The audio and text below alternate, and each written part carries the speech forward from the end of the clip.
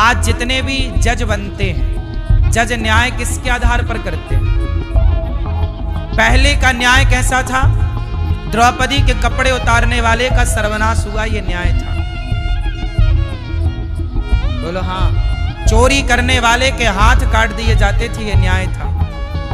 सीता को हाथ लगाने वाले रावण की लंका जला दी जाती थी, सर्वनाश कर दिया जाता था, ये राम का न्याय था।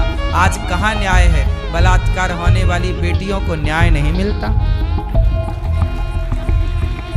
अंधा है ना कानून, क्योंकि भारत की पढ़ाई से नहीं बना, भारत की शिक्षा से नहीं चल रहा कुछ। मैं काले के द्वारा बनाई गई विधाएं चल रही इस देश में। मैं तो कहता हूं सारी शिक्षा प्रणाली को पहले खत्म किया जाए पुरानी को, और नया सिलेबस। बच्चों को भगवत गीता पढ़ानी चाहिए स्कूलों में,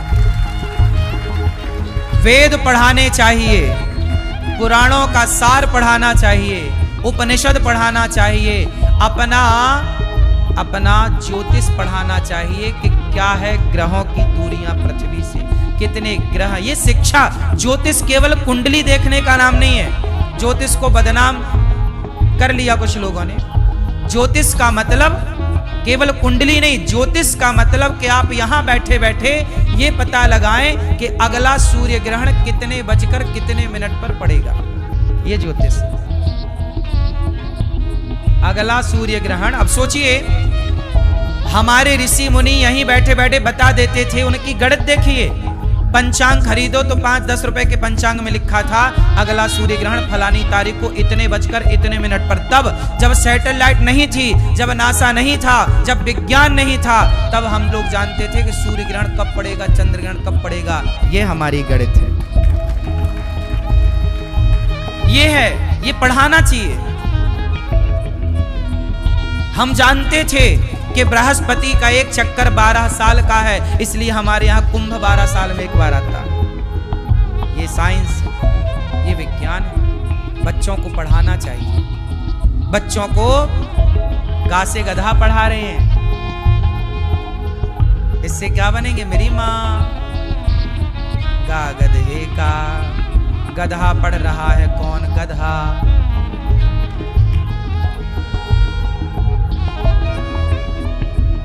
मां मछली का, गा से गणेश सही है, लेकिन गणेश नहीं पढ़ता। गा गणेश का नहीं, गा गधे का। गधा बनना, गणेश किससे बनना? मां मछली का, मां मंदिर का क्यों नहीं?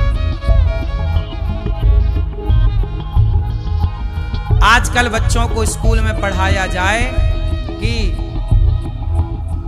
हम बचपन से पढ़ाओ कि आप को नौकरी नहीं कर। आजकल की पढ़ाई क्या बना रही है तुम्हें? नौकर। सारे पढ़े लिखे लड़के खड़े हैं लाइन में नौकरी चाहिए। आज यहां मैं वैकेंसी निकाल दूं कि मुझे 100 लड़कों की जरूरत है और 25,000 रुपए तनख्वाह मिलेगी। 100 लड़कों को बोलूंगा तो कम से कम 10,000 लड़के भी आ जाए। हाँ या ना? 25,000 की नौकरी की और 50,000 की हो तो फिर और पूछो। इस तरह का है। तुम्हारी पढ़ाई ने तुम्हें नौकर बना दिया, जबकि हमारे यहाँ चंद्रगुप्त ने पढ़ाया, चाणक्य ने पढ़ाया चंद्रगुप्त को, तो चंद्रगुप्त को नौकर नहीं सम्राट बनाकर बिठा दिया चाणक्य ने। ये शिक्षा है।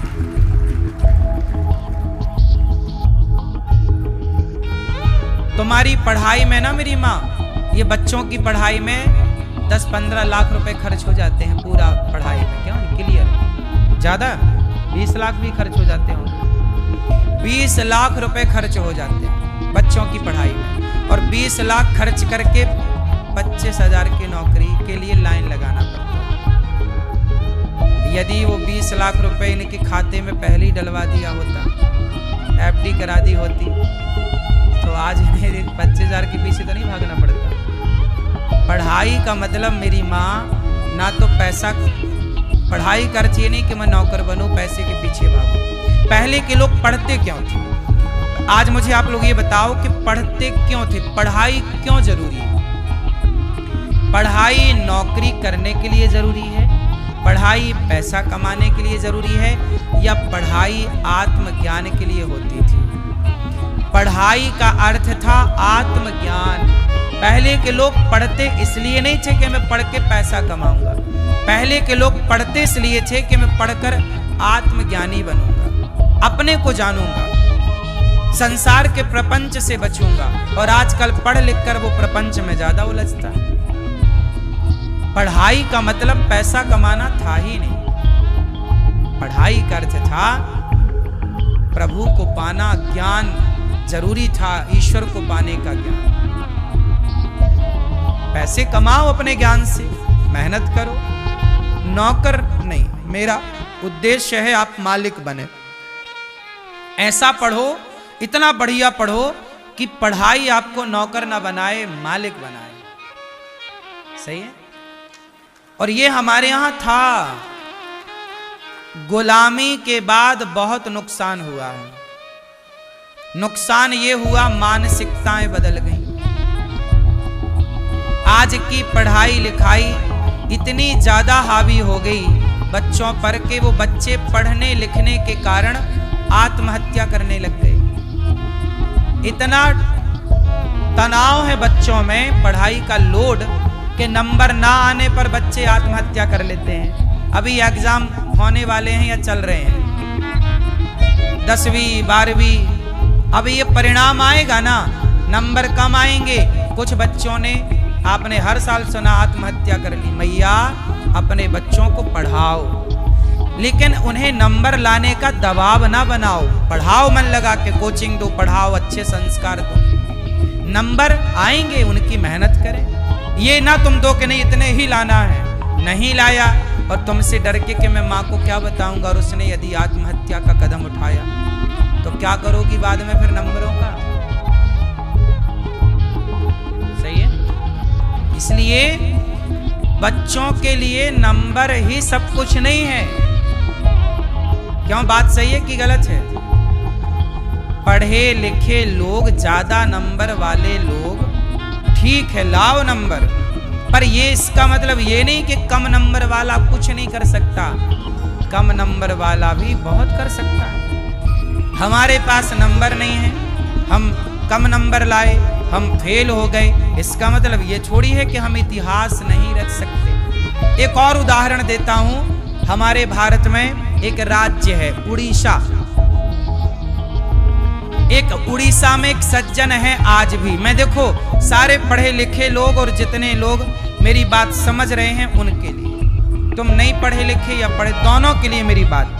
पढ़ाई नंबर ही महत्वपूर्ण नहीं होते, मैं सिद्ध कर रहा हूं इस बात से। हमारे भारत में उड़ीसा है। उड़ीसा में एक आदमी है, नाम है हलधर नाग। क्या नाम है? हलधर नाग। अभी उन्हें राष्ट्रपति जी ने एक पुरस्कार दिया, सम्मान दिया देश की ओर से। वो हलधर नाग जानते हो कितना पढ़े हैं? 3री तक। गूगल करना मिल जाएगा। कितना पढ़े हैं? जोर से सुनो, अपने लड़का छोरा छोरियों को बताना ये बात।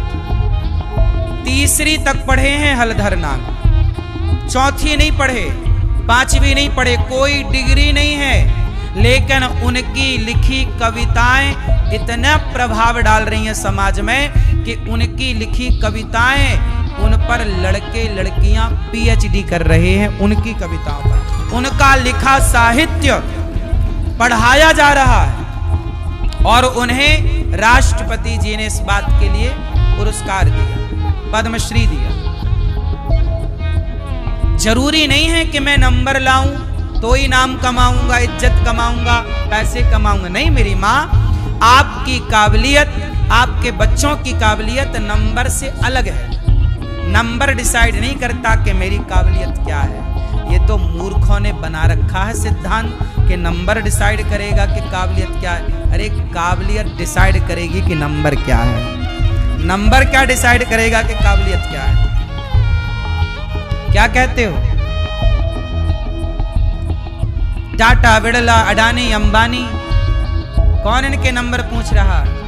और सारे ज्यादा नंबर वाले इनके घर में नौकरी कर रहे हैं। तुम में काबिलियत तो हो, तुम्हारे घर तो सारे IAS IPS खड़े रहेंगे एक पांव से, पढ़े लिखे लोग। तुम में काबिलियत तो हो पढ़े लिखे की, तुम फौज खड़ा कर सकते हो अपने पीछे। पढ़े लिखे पैसों में मिलते हैं, काबिलियत पैसों में नहीं मिलती साहब, काबिल तो बनना पड़ता। भैया क्या बोलती तू? काबिलियत बड़ी है, चलो बताओ, काबिलियत बड़ी है कि नंबर बड़े हैं? बोलो। काबिलियत की बराबरी नंबर कर सकता है? हाँ, इसलिए अपने बच्चों को काबिल बनाओ, हुनर सिखाओ। इन हाथों में हुनर है तो सब है, नंबर का खाक, नंबर वाले सब आलू टमाटर तौल रहे हैं। ये भी काम है, हम कह नहीं रहे हैं इसको बुरा, सब सही है, लेकिन नंबर के पीछे ना बच्चों की जान ना लो। मेरी माँ नंबर के चक्कर में ना बच्चे बेचारे गधों की तरह भाग रहे हैं। इतना बड़ा झोला टांगे सवेरे शाम कुछ ना, बच्चे खेल पा रहे हैं ना, बच्चों के सो पा रहे हैं। सवेरे से मम्मी 5 बजे 6 जाग बेटे स्कूल जा, वो सवेरे नींद आती है बिंदास। और स्कूल वालों को भी पता नहीं सरकार क्या कर रही है, भाई सवेरे से स्कूल लगने ही नहीं चाहिए। सवेरे बच्चों को तो सोने का टाइम है ना बच्चों का, भाई बचपन ही तो सोने का है भाई। एक एज बाद तो फिर नींद भी नहीं आती, क्यों मेरी माँ? ठीक है सवेरे का जागना अच्छा है, लेकिन बच्चों को तो देखो 5 साल 10 साल तक के बच्चों को तो छूट है। 10 साल तक के बच्चे तो सवेरे थोड़ा देर से भी जागे तो उनके लिए कोई अपराध नहीं है, क्यों जी? बात सही है। लेकिन उन बच्चों को भी जगा जगा के स्कूल में जाके सो जाते हैं।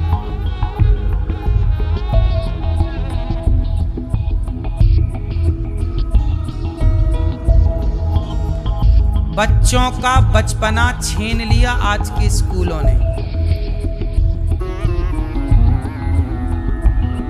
हमारे देश में शिक्षा फ्री थी और आज सारी शिक्षा आज पता शिक्षा नहीं है, शिक्षा का व्यापार चल रहा। बड़ा स्कूल बनाओ, बड़े पैसे कमाओ,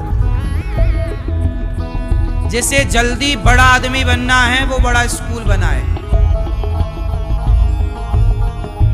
शिक्षा क्या है आज? बिजनेस। बोलो हाँ, शिक्षा क्या है? व्यापार। इसलिए हमारे यहाँ गुरुकुल थे, बच्चा जाता भिक्षा मांग कर लाता, गुरुजी को देता, गुरु माँ बनाती खवाती, पढ़ा लिखा कर योग्य बनाती, स्वावलंबी बनते बच्चे। वो बच्चे जो गुरुकुल में पढ़ते थे वो एक एक दाने की कीमत जानते थे, वो माँ बाप को पलकों पे बिठाते थे। और आज के पढ़े लिखे बच्चे जो व्यापारी शिक्षा में पढ़ के आ रहे हैं, स्कूलों में वो अपने माँ बाप को घर से बाहर निकाल रहे हैं, वृद्धाश्रम में खदेड़ रहे हैं अपने माँ बाप को। शिक्षा व्यापार हो गई, हाँ या ना? आज भी इस भरे संसार में जहां व्यापार बन गई शिक्षा, आज भी वृंदावन में गौरी गोपाल गुरुकुल है। ये दास आपसे भिक्षा मांग मांग कर आज गौरी गोपाल गुरुकुल में 150 बच्चे पढ़ते हैं। एक भी बच्चे से मैं फीस नहीं लेता, 1 रुपए नहीं लेता। उनको रहने खाना पढ़ना लिखना कॉपी किताब सब फ्री देता हूं, क्योंकि यही गुरुकुल की परंपरा है। मैं भिक्षा मांग मांग के कार्य करता हूं, क्योंकि गुरुकुल का मतलब है शिक्षा दान।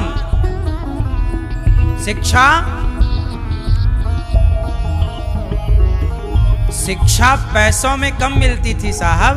चाणक्य ने पढ़ाया चंद्रगुप्त को, बताओ कितनी फीस ली?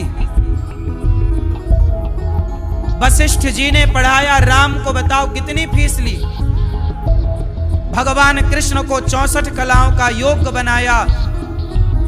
महर्षि उज्जैन में रहने वाले सांदीपनि जी ने क्या फीस ली, कितनी फीस ली।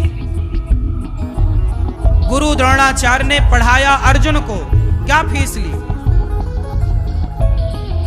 शिक्षा फ्री थी, शिक्षा पर सबका अधिकार था। ये भी अंग्रेजों ने और मुगलों ने थोप दिया कि शिक्षा हिंदुओं के यहाँ, सनातन में शिक्षा पर भेदभाव। हमारे यहाँ कभी भेदभाव नहीं था। जिस स्कूल में, जिस गुरुकुल में राम पढ़ते थे, उसी गुरुकुल में निषाद राज भी पढ़ते थे। पहले थे गुरुकुल, बाद में बने यीशु कुल। क्या बने? स्कूल नहीं है ये है यीशु कुल, कॉन्वेंट स्कूल। कॉन्वेंट स्कूल को गूगल में डालना कि कॉन्वेंट स्कूल का मतलब क्या होता है। कॉन्वेंट स्कूल बनाए थे क्रिश्चियनों ने, इसलिए कि वो अपने धर्म का, मतलब क्रिश्चियन लोग अपने क्रिश्चियन का धर्म का प्रचार करेंगे। ये उनका एक तरह से गुरुकुल था, जहां वो अपने धर्म का प्रचार करने के लिए अपने लड़कों को पढ़ाते थे, अपनी लड़कियों को।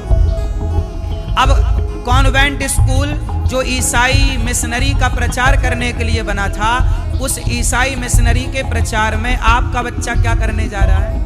फिर तुम्हारा बच्चा भी कल ईसाई हो जाएगा। ईसाई का मतलब है ईसाई विचारधारा तुम्हारे बच्चे में आ जाएगी। ईसाई के स्कूलों में वहाँ मांस खाना सही बताते हैं वो लोग। आज भी ईसाइयों के स्कूलों में मांस खाने को वो लोग सही बताते हैं। तुम्हारे बच्चे को यही पाठ पढ़ाते हैं कि अंडा खाना सही है, अंडे में प्रोटीन हो रहा है, ऐसा बता रहे हैं। मांस के फायदे गिना रहे। इससे क्या होगा? तुम्हारा बच्चा पढ़ने गया था लेकिन मांसाहारी बन के आएगा। नहीं समझ रहे हो? षड्यंत्र। आज भारत के 80% स्कूलों पर क्रिश्चियनों का कब्जा है।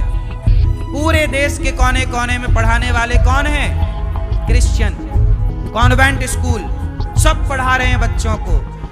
वहां कलाबा पहन के जा रहे हैं तो तरवा देते हैं, पर क्रॉस पहन के जा रहे हैं तो वहां खुद वो क्रॉस पहन के वहां का टीचर पढ़ा रहा है और बच्चों से कह रहा कलाबा ना पहनो। नहीं समझ रहे हो आप? तुम बहुत देर से समझते हो। कितना आज सरकार क्यों नहीं देख रही इस बात को? मैं इस बात से परेशान हूं। भाई तुम पढ़ाओ बच्चों को। बच्चे कलावा पहन के गए कि नहीं, इसमें तुम्हें क्या? वो हाथ में कलावा पहना, तुम्हें क्या करना भाई? तुम पढ़ाओ ना। बच्चा तुलसी की माला पहन के जा रहा तो तरवा दे रहे हैं। क्यों भैया? तुम पढ़ाओ। तुम तुलसी माला काहे देख रहे हो? वो हमारी अपनी परंपरा कि हम तुलसी माला पहने कि नहीं, हम तिलक लगा के जाएं, तुम्हें क्या प्रॉब्लम है? भाई टाई बेल्ट बैच पहन के गए ना तो तिलक लगा के बच्चे जाएं तो बुराई क्या है?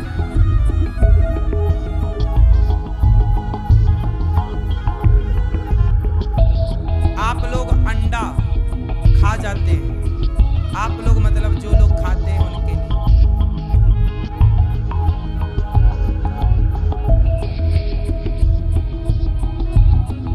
जहां हम स्नान करते हैं ना, वहां वॉशरूम में, वॉशरूम की हवा फेंकने के लिए एडजस्ट लगा हुआ है। वहां पर ना बहुत दिनों से एक चिड़िया ने अंडा दे रखा। अंडा उसके फूटते हैं, बच्चा निकलता है, वो उड़ जाते हैं, फिर दूसरी चिड़िया आती है, वहां अंडा रख देती है। वॉशरूम की जो हवा है वो बाहर निकल ही नहीं पाती, क्योंकि वहां चिड़िया का घोंसला है, और यदि हवा चलेगी, पंखा चलाएंगे तो वो चिड़िया को कष्ट होगा। अभी मैंने 2-3 दिन पहले झांक कर देखा तो वहां फिर से 2 अंडे रख दिए। अभी मेरे को लगा कि अभी उड़ जाएगी तो फिर ये पंखा चालू कर देंगे तो ये हवा निकलेगी। कई महीने हो गए मुझे, पंखा बंद है। क्यों बंद है जानते हो? वहाँ चिड़िया आती, अंडा रख के चली जाती, फिर वो बड़े होते हैं तब तक दूसरी चिड़िया आ जाती, वो अंडा रख के चली जाती। अब वो मैं स्नान करता हूँ, वॉशरूम की वो हवा बाहर ही नहीं निकल पाती, वहां ही चिड़िया ने घोंसला बना रखा है। कई महीने हो गए, अभी 2-3 दिन पहले मैंने देखा तो 2 अंडे रखे थे। मुझे लगा नहीं, अभी ये अंडे और थोड़ा बड़े हो जाएं, इसके बच्चे उड़ जाएं। फिर सोचिए, मैं चाहूं तो हटा दूं तुरंत उसके अंडे फंडे, नहीं, डर लगता है पाप करने से, कि मेरे वजह से देखो वो चिड़िया के 2 अंडे क्या है, रोज आती है और उसे सेकती है। ये चिड़िया के 2 बच्चे हैं, जैसे आपके बच्चे, जैसे आप अपने बच्चों से बहुत लाड़ प्यार स्नेह करते हैं, ऐसे वो चिड़िया है। उसके 2 अंडे हैं, 2 बच्चे हैं उसके। कैसे मैं उन अंडों को वहां से हटा दूं, कैसे ये पाप कर लूं? यदि मैंने उस बच्चे को हटा दिया तो ये कर्म मेरा पीछा नहीं छोड़ेगा कभी। यदि मैं उसका घर उजाड़ दूंगा तो मेरा घर भी उजाड़ने के लिए प्रकृति तैयार हो जाएगी। इसलिए भले तुम्हें कोई ना देख रहा हो, पर परमेश्वर तो सदा देख रहे हैं। तुम्हें जरा भी शर्म नहीं आती, अंडा खा लेते हो, मुर्गी मार करके खा जाते हो, मछली खा जाते हो। थोड़ा तो शर्म आनी चाहिए। किसी जीव की हत्या क्यों? हमें डर लगता है किसी की हत्या, जीव चींटी मारने से भी डर लगता है साहब।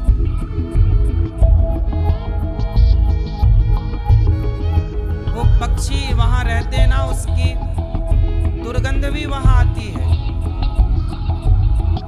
लेकिन मैं सारी वो दुर्गंध उसकी बिना उसको हानि पहुंचाए मैं सहता हूं कि चलो मेरे कारण मुझे कष्ट हो रहा है, चल जाएगा, पर मेरे व्यवहार से इस चिड़िया को कष्ट नहीं होना चाहिए। जो यहाँ पर आके बैठी है इसे कष्ट नहीं होना चाहिए। यही इंसानियत है साहब। तुम्हारे द्वारा किसी का कुछ ना बिगड़ेगा ना, तुम्हारा कोई कुछ नहीं बिगाड़ सकता। और तुमने किसी का बिगाड़ा तो बस जिस दिन बिगाड़ा है उस दिन से तुम्हारी आखिरी उल्टी गिनती चालू, फिर तुम्हारा बिगड़ना स्टार्ट होगा। फिर मत रोना। अब दशरथ जी रो रहे हैं, हे राम राम। अब दशरथ जी को कौन समझाए कि ये जो आप रो रहे हैं ये आप ही अपने कर्मों के कारण रो रहे हैं। तब रुलाया था, अब रोना पड़ रहा है। क्यों मेरी माँ? सही है। प्रकृति पृथ्वी गोल है, कुआं गोल होता है। कुआं, आप कुएं की तरफ मुंह करिए और कुछ बोलिए तो जो बोलेंगे ना वो वापस आपको सुनाई पड़ेगा। आप गाली देंगे तो गाली वापस आएगी, सीताराम बोलेंगे तो सीताराम वापस आएगी। बोलो हाँ। फिर जो आप देते हैं वही वापस मिलता है ना साहब।